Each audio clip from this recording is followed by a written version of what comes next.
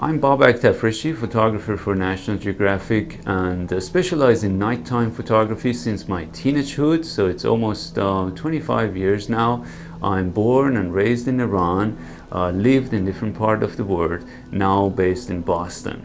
So I continued photography of the night sky, mixing with foreground, landscape, and historic landmarks until I became kind of professional photographer, selling images at the galleries and magazines. Then in 2012, so almost 20 years after I started, since my teenagehood, I joined the National Geographic. This was the time I contribute to National Geographic Creative, which is the photo agency behind the Nat Geo Fine Art galleries and a lot of other activities with the photographers. My photography is a merge of art and science, culture and night sky, but it has also other messages. One message is how we can connect different civilizations and people through our common roof, the night sky, an eternal roof above all of us. That's why sometimes I use this slogan as one people, one sky. But on the other hand, one of the direct messages I like to deliver to public with my photography is the importance of natural nights. Not necessarily natural night sky, but in general, natural nights. We are losing the night due to the light pollution nowadays, especially in the past few decades. And these images are trying to reclaim the night sky, bring it back to our modern life, and tell people that this is an essential part of nature we have to preserve.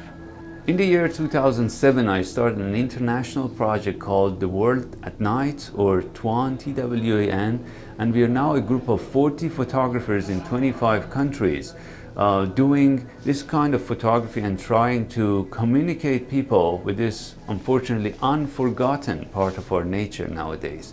And we try to reclaim this back and bring it to our modern society. TWAN has been growing in order to deliver the message of the importance of dark skies and how humanity can be connected through this new bridge of eternal roof above us, the night sky. I'm originally from Iran, and there is a Persian saying, night hides the world but reveals the universe. And this really describes what I have as a feeling under the night sky. Night sky is almost like my second home. My wife usually reminds me that this is my first home, because I spent almost 70 nights, complete nights, out under the stars shooting every year in average, sometimes more.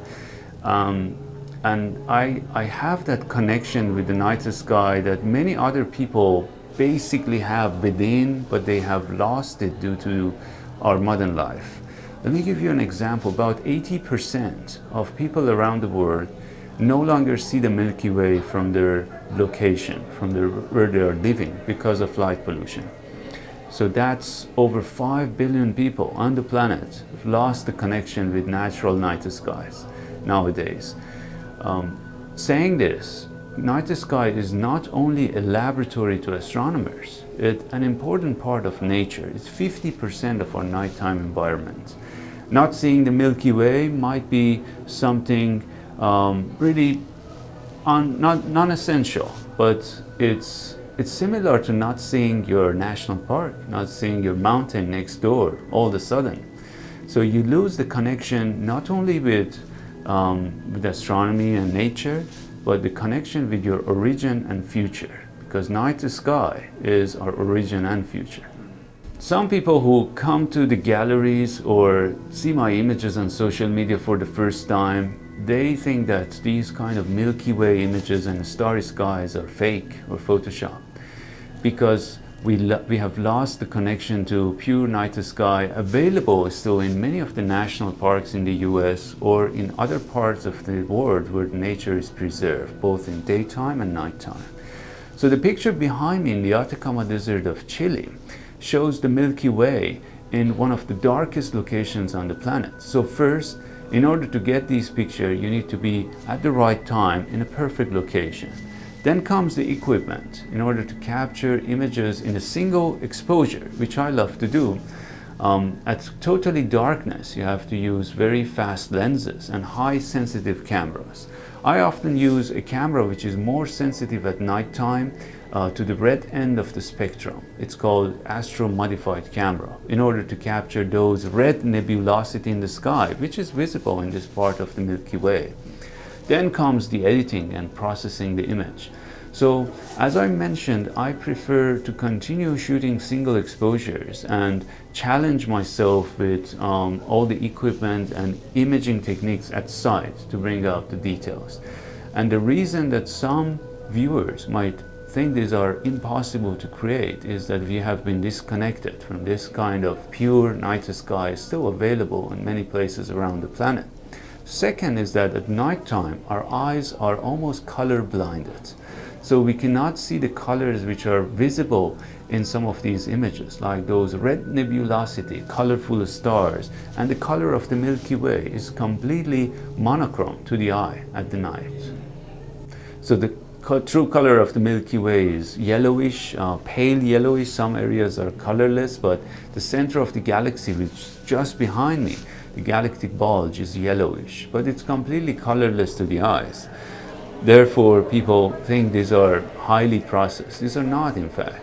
Since at nighttime, our eyes is not as sensitive as the cameras, and especially to record the colors, some of the images that I do look very abstract to human eyes at the first glance when people walk into the Nat Geo Fine Art galleries.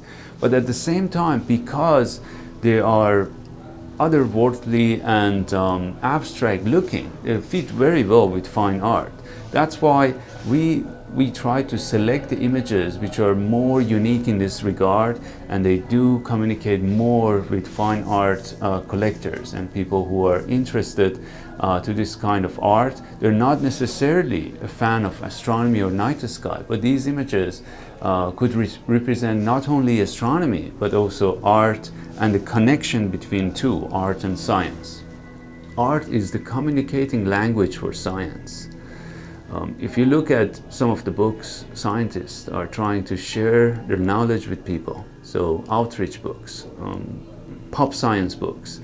Without proper art, they cannot communicate this to people. So photography, scientific photography, is not only about documenting research and data, it's about how we can communicate science with people. And art is the language.